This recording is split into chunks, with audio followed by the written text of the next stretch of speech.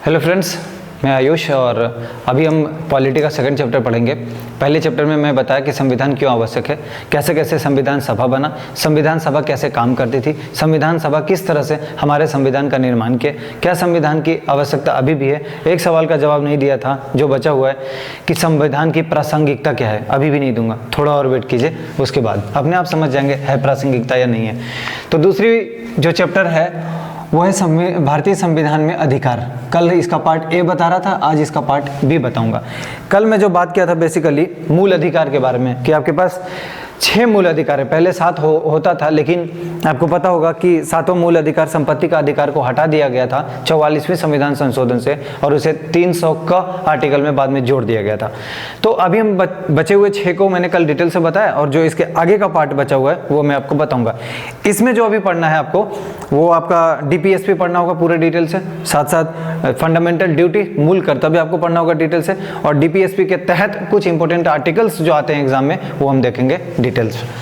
अब एक बात समझिए, जब भारतीय संविधान के अधिकार की बात कर रहा हूं तो उसी संदर्भ में कल मैं आपको जहां पे छोड़ा था वो था एक रिट को मैंने आपको बताया था कि रिट 5 तरह से होते हैं और बाकायदा नाम बताया था सबका। लेकिन इसके आगे रिट पढ़ने से पहले 2 बात, रिट सुप्रीम कोर्ट भी जारी कर सकती है, रिट हाई कोर्ट भी जारी करती है। तो रिट सुप्रीम कोर्ट आर्टिकल 32 का सहायता लेती है और वहीं पे हाई कोर्ट आर्टिकल 226 का सहायता लेती है। ठीक है, अब एक बात समझिए, सुप्रीम कोर्ट के लिए क्या बोल रहा हूं, आर्टिकल नंबर 32, हाई कोर्ट के लिए आर्टिकल 226। इसी को संविधान की आत्मा कहे थे बाबा भीमराव अंबेडकर। ठीक, कल ये बात बताया था। अब देखिए जो 5 रिट है वो है, पहला हैबियस कॉर्पस बंदी प्रत्यक्षीकरण, दूसरा मैंडेमस परमादेश, तीसरा क्यूओ वारंटो अधिकार प्रेक्षा, चौथा निषेध अधिकार प्रोहिबिशन, और 5वां है सर्शियरी और उत्प्रेषण, इसको आप हिंदी में कह सकते हो। तो 5 को मैं आपको डिटेल से बताना चाहूंगा एक एक करके। पहला देखिए बंदी प्रत्यक्षीकरण। इसमें क्या है, कोई भी व्यक्ति अगर आप गिरफ्तार करते हो, किसी को अरेस्ट करके लेके आते हो, तो कितने 24 आवर के अंदर अंदर बोला जाता है कि गिरफ्तार व्यक्ति को न्यायालय के समक्ष प्रस्तुत करना होगा या करना होता है। ठीक है, यही होता है बंदी प्रत्यक्षीकरण। दूसरी बात है परमादेश, मतलब परम आदेश कौन देगा, सुप्रीम कोर्ट। तो देखिए कोई सार्वजनिक पदाधिकारी या कोई सार्वजनिक पदाधिकारी यदि अपनी कार्य कानूनी या संवैधानिक तरीके से नहीं कर रहा हो तो परमादेश जारी होता है।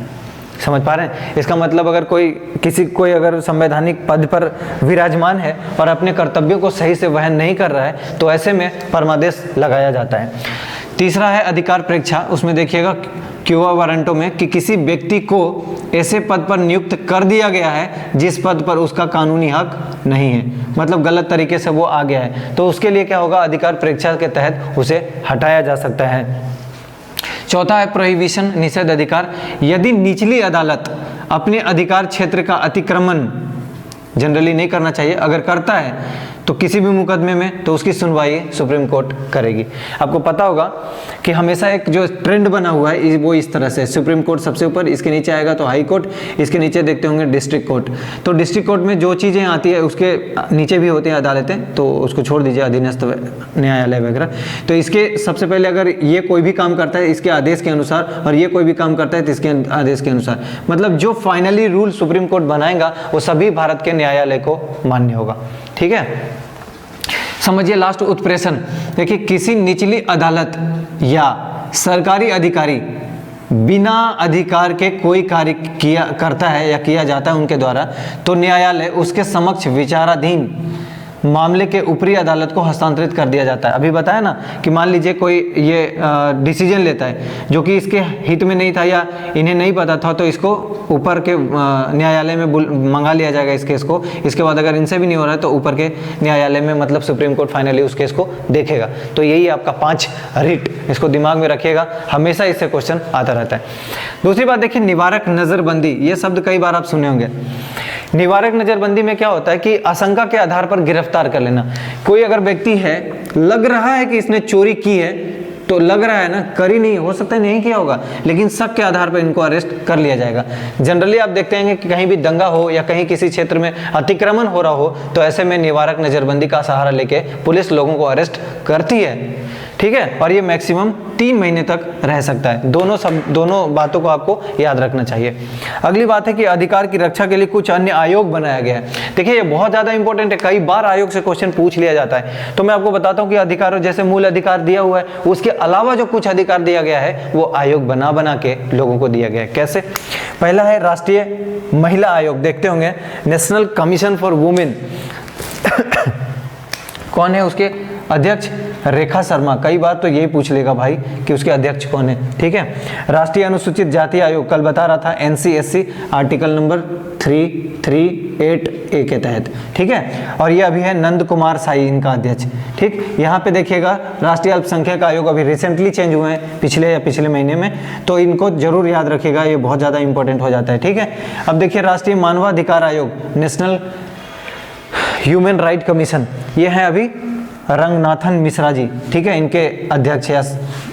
उसके बाद अगला बचता है राष्ट्रीय पिछड़ा वर्ग आयोग, NCBC, national commission for backward caste. ये हाल फिलहाल ही बना है और आपको पता होगा कि 102वीं संविधान संशोधन करके इस चीज़ को संविधान में जोड़ा गया या लाया गया।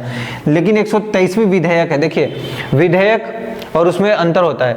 जनरली आप देखते होंगे कि हर विधेयक पास नहीं हो सकता, खारिज भी हो जाता है कई बार, इसीलिए विधेयक कौन सा है? 123। लेकिन अगर आपसे कोई पूछे कि एक्ट कौन सा होगा तो आपको बोलना होगा 102। तो देखिए आपको एक बात बस इतना सा समझिए कि बिल से बनता है एक्ट। बिल का मतलब होता है विधेयक और एक्ट होता है अधिनियम, समझ रहे हैं? तो मैं यही कह रहा हूँ कि ये बिल कौन सा है?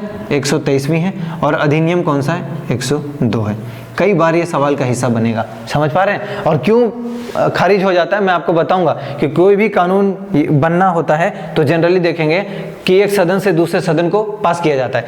जैसे अगर लोकसभा लाया तो राज्यसभा से पास होगा, राज्यसभा से पास हो गया तब राष्ट्रपति के पास जाएगा, तब अगर राष्ट्रपति ने साइन कर दिया तो काम बन जाता है।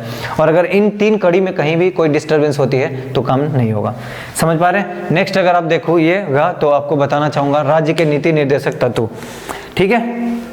इसको आप DPSP भी कई बार शॉर्ट में बोल लेते हैं। तो देखिए राज्य के नीति निर्देशक तत्व तो कहाँ पे है? भाग 4 में है, ठीक है। आर्टिकल नंबर 36 से 51, ये बहुत इंपॉर्टेंट है, कई बार तो ये भी पूछ लेते हैं और ये भी पूछ लेते हैं, ठीक है। और कहाँ से लिया गया है तो ये मैं यहाँ पे मेंशन कर दिया हूँ, ये आयरलैंड से लिया गया है, ठीक है जी।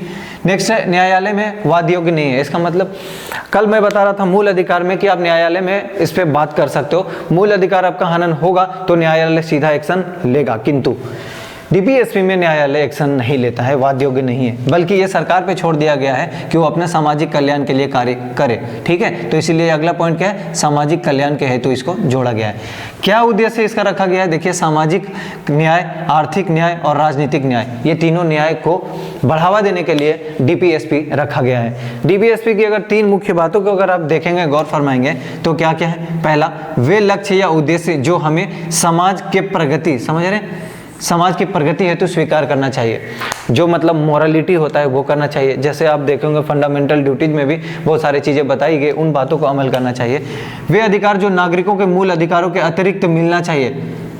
आपके मूल अधिकार, अगर आपको घूमना फिरना है तो घूमोगे कहाँ? सड़क चाहिए आपको, गार्डन चाहिए आपके लिए, कुछ और भी बहुत सारे जो पार्क टाइप का अभी बनाया जा रहा है वो सब चाहिए। और ये सरकार की जिम्मेदारी है कि वो अपने जनता के लिए इन सब चीज़ों को करवाए। नेक्स्ट, वे नीतियाँ जिन्हें सरकार को स्वीकार करना चाहिए। जैसे आप देखते होंगे आरक्षण देते हैं सरकार सॉरी, इसमें आप देखेंगे तो स्टेट भी आगे रहता है और सेंट्रल, ठीक है, दोनों। तो कई जगह में आप देखेंगे आरक्षण ज़्यादा दिया हुआ है, कई जगह में कम दिया हुआ है। इस मामले में अग्रणी छत्तीसगढ़ है, देखे होंगे। जैसे बिहार भी है, कुछ आरक्षण के मामले में अपने ढंग से कुछ दे रहा होता है, तो स्टेट के पास है ही है। दूसरी बात है न्यूनतम मजदूरी या रोजगार की गारंटी। देखिए मनरेगा आप पढ़े होंगे, तो मनरेगा में रोजगार की गारंटी दी जाती है ना। न्यूनतम मजदूरी का मतलब जैसे कोई भी व्यक्ति अगर 8 घंटा प्रतिदिन काम कर रहा है संडे छोड़ के, तब उसको न्यूनतम बोला जाता है कि कम से कम उसकी जितनी वेजेज हो वो दिया जाना चाहिए। और अगर कोई नहीं देता है तब दिक्कत होता है। जैसे अभी जो नियम है उसके अनुसार 8,000 रुपया 8 घंटा अगर डेली कोई काम कर रहा है किसी ऑर्गेनाइजेशन में तो उसे न्यूनतम इतना वेजेज मिलना चाहिए, लेकिन ये असंगठित क्षेत्रों में सही तरीके से इम्प्लीमेंट नहीं हो पाता है क्योंकि असंगठित क्षेत्र की अलग अलग अपनी भी समस्याएं हैं। वैसे सरकार की नियमावली के तहत उन संगठनों को इस बात को समझना चाहिए और सैलरी देनी चाहिए। नेक्स्ट देखिएगा शिक्षा का अधिकार, पंचायती राज व्यवस्था, आपको पता होगा आर्टिकल 40 में है, बहरहाल ये बताऊंगा मैं आपको। नेक्स्ट बात मिड डे मील, आप इस बात को समझ रहे होंगे कि मिड डे मील में जो अभी लगातार देखते होंगे कि बच्चे जो स्कूल जाते हैं उनको वहाँ पे खाना का सुविधा दिया गया है मिड डे मील के तहत, और ये जरूरी भी है क्योंकि पोषण की गुणवत्ता हमारे देश में या विकासशील देशों में कम है। ऐसे में लाजमी है कि अगर आप पोषण युक्त उन्हें भोजन देंगे तो उनका उत्थान ही होगा, उनका स्वास्थ्य सुविधाएं सुधरेगा। एक और बात मैं इधर से ही जोड़ रहा हूँ मौलिक कर्तव्य की तरफ, हालांकि इसी को देख लीजिए अभी डीपीएसपी के कुछ इंपॉर्टेंट अनुच्छेद। तो डीपीएसपी मतलब वही राज्य के नीति निर्देशक तत्व की बात कर रहा हूं मैं। तो इसमें से आर्टिकल 40 इंपॉर्टेंट है, ग्राम पंचायतों का गठन, सच मायने में पंचायती राज का गठन इसी के तहत हुआ है। दूसरी बात आर्टिकल 44 समान सिविल संहिता, अभी देखेंगे 3 तलाक का ये मुद्दा चल रहा था, तो 3 तलाक का मुद्दा में बोला गया कि सबके लिए समानता की बात किया जा रहा है, लेकिन है क्या समानता? नहीं था, इसीलिए समान सिविल संहिता के तहत 3 तलाक का मामला देखे और उसके लिए अलग अलग प्रावधान बनाए गए। आर्टिकल 45 में बोलता है कि 6 से कम आयु के बच्चों की देखरेख व शिक्षा का जिम्मेदारी। अभी आपको कल क्या बता रहा था, 6 से 14 वर्ष की बच्चों को अनिवार्य और निःशुल्क शिक्षा देना है 21 क में, लेकिन ये 45 में क्या है, 6 से कम, 6 से ऊपर 6 से 14 तक तो था ही, 6 से कम वाले को, और ये किनका है? ये पेरेंट्स का होता है। ठीक, अब और देखिए पोषाहार व जीवन स्तर की बढ़ावा देना, जैसे आर्टिकल 47 में देखेंगे पोषाहार। और जनरली एक बात इसमें बता दूं, 6 से कम उम्र के आयु के बच्चे के लिए देखिएगा देश में आंगनबाड़ी एक केंद्र है, उसमें लोगों को मतलब बच्चों को पढ़ाने के लिए व्यवस्था किया गया है कि वो लोग जाएं और वहाँ पे सब चीज़ वहाँ पे चेकअप होकर प्रॉपर तरीके से हो रहा होता है। ठीक, पोषाहार व जीवन स्तर को बढ़ावा देने के लिए ये भी आप देखे होंगे कि जनरली पोषाहार लोगों को दिया जा रहा है, स्टेट इसमें भी आ गए, सेंटर से भी काम हो रहा होता है, स्टेट भी कर रहे होते हैं। तो पोषाहार से क्या होगा, उन लोगों को अनाज मिल जाएगा तो उनके जीवन स्तर को क्या मिलेगा, थोड़ा बढ़ावा मिलेगा। तो वही बोल रहा है कि पोषाहार से जीवन स्तर को बढ़ावा मिलेगा, मतलब कुछ अनाज दे रहे होते हैं ना, चावल गेहूँ ऐसे बट रहा होता है, चीनी, ये सारी चीज़ें। 48 आर्टिकल में क्या बोला गया है, कृषि और पशुपालन का संगठन, इसका मतलब जो कृषि और पशुपालन का संगठन है उसको बढ़ावा देने के लिए। 50 क्या है, कार्यपालिका को न्यायपालिका से ये आर्टिकल अलग करता है, इसमें ये बात लिखा हुआ है कि दोनों पृथककरण करता है, दोनों को अलग करता है। 51 बहुत ज़्यादा इंपॉर्टेंट है, बहुत बार क्वेश्चन का हिस्सा हुआ है, ये अंतर्राष्ट्रीय शांति और सुरक्षा के दृष्टिकोण से रखा गया है। अगर आपसे सवाल उठे कि अंतर्राष्ट्रीय शांति और सुरक्षा के लिए कौन सा आर्टिकल जिम्मेदार है तो क्या आप बताओगे, समझ पा रहे हैं? अब कुछ चीज़ें बताने से पहले एक और बात बताना चाहूँगा, मौलिक कर्तव्य। अब देखिए मौलिक कर्तव्य फंडामेंटल ड्यूटी, सबसे पहले आपको पता होगा कि मौलिक कर्तव्य जो हमारा था शुरुआती दौर में वो 10, लेकिन बाद में एक जोड़ा गया और अब कितना है, 11। तो कई बार आपसे पूछा जाए कि मूल संविधान में कितना था तो आप बोलोगे 10, लेकिन अगर कोई पूछे कि अब रिसेंटली करंटली कितना है तो आप बताओगे 11।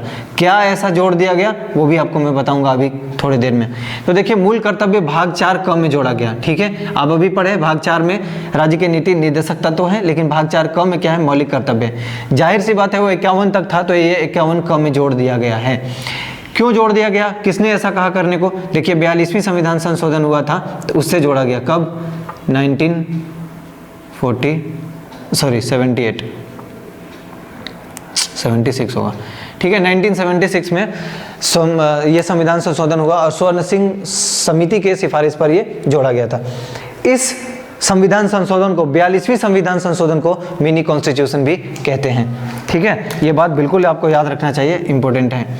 मौलिक कर्तव्यों की सूची देखिए कितना, 10, कुछ का मैंने नाम लिखा है जो बहुत ज़्यादा इंपॉर्टेंट है और जो 11वां जुड़ा है वो भी बताऊंगा। संविधान का पालन करना चाहिए, देश की सुरक्षा करना चाहिए, पर्यावरण की रक्षा करना चाहिए, भारत की एकता अखंडता को बरकरार रखना चाहिए, देश की संपत्ति की रक्षा करना चाहिए, ठीक है, ये सारी चीज़ें। साथ साथ जो आपका तिरंगा झंडा है उसका सम्मान करना चाहिए, जो राष्ट्रगान है, राष्ट्रगीत है, उन सब का सम्मान करना चाहिए। जो 11 जोड़ा गया वो क्या है, 6 से 14 वर्ष तक के बच्चों को उनके पेरेंट्स शिक्षा दे सके। देखिए एक 86वें संविधान संशोधन में 2002 में ये बात जोड़ा गया कि इन बच्चों को उनके पेरेंट्स क्या दे, एजुकेशन दे, ठीक है।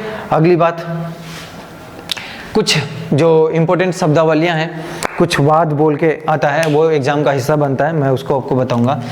देखिए, गोलकनाथ वर्सेस पंजाब सरकार, जो फाइनल डिसीजन है बस मैं वो बता दूं। मौलिक अधिकार में उन्होंने बोला परिवर्तन नहीं कर सकते, लेकिन फाइनली मौलिक अधिकार में संशोधन होता है। कब होता है, किसके रिकमेंडेशन से होता है, वो देखिए। दूसरे बात, केशवानंद भारतीवाद जो आया था 1973 में, इसमें बोला गया सुप्रीम कोर्ट के द्वारा कि संसद संविधान के किसी भी भाग में संशोधन कर सकती है यदि संविधान में आधारभूत ढांचा अर्थात मूल ढांचा में परिवर्तन ना हो, या अगर हो तो मतलब मूल ढांचा में परिवर्तन ना हो और जो संशोधन हो वो जनहित में हो, मतलब जनता के हित में हो, तो आप संशोधन कर सकते हैं। इसी के आधार पर क्या हुआ, बाद में देखे होंगे कि संपत्ति का अधिकार को हटा दिया गया था, मतलब वो मूल अधिकार था और उसमें हम संशोधन कर दिए थे। तो ये समझिए, संपत्ति का अधिकार पहले ये मूल अधिकार था, अभी तक तो बोला गया इनके गोलकनाथ वाले केस में कि नहीं संशोधन हो सकता, लेकिन संशोधन किया गया 44वीं संविधान संशोधन से इसको हटा दिया गया और कहाँ जोड़ दिया गया था, 300 कम में जोड़ दिया गया था। ठीक, जो एक बात बची है वो है मिनर्वा मिल्स वाद। तो मिनर्वा मिल्स वर्सेस भारत संघ 1980, इसमें क्या हुआ, न्यायिक पुनरावलोकन संविधान का एक आधारभूत लक्षण है, ऐसा उसमें बोला गया। देखिए क्यों जरूरी पड़ रहा था ये मिनर्वा मिल्स वाद। कई बार सुप्रीम कोर्ट के जजों ने ऐसा डिसीजन दिया जिसमें सुधार की जरूरत थी, तो इसीलिए बोला गया कि न्यायिक पुनरावलोकन का मतलब मैं उसका फिर से अवलोकन करना चाहता हूं, उसे फिर से देखना चाहता हूं, क्या वो समाज के हित में है, अगर नहीं है तो हम उसे चेंज कर सकते हैं। आप इसी संदर्भ में देखेंगे जुडिशियरी एक्टिविज्म, मतलब न्यायिक सक्रियता, ये भी एक संविधान का पार्ट है। जब आएगा तो मैं आपको बताऊंगा वो भी चीज, और बाकी इसमें नहीं है, अब तो तीसरी चैप्टर में की वीडियो आपको मिलेगा कल। तब तक के लिए आप दोस्तों को प्लीज शेयर करें, अगर सही लग रहा है तो कमेंट्स के माध्यम से एप्रिसिएशन के लिए जरूर आप अपना फीडबैक दें और दोस्तों को शेयर जरूर करें। धन्यवाद।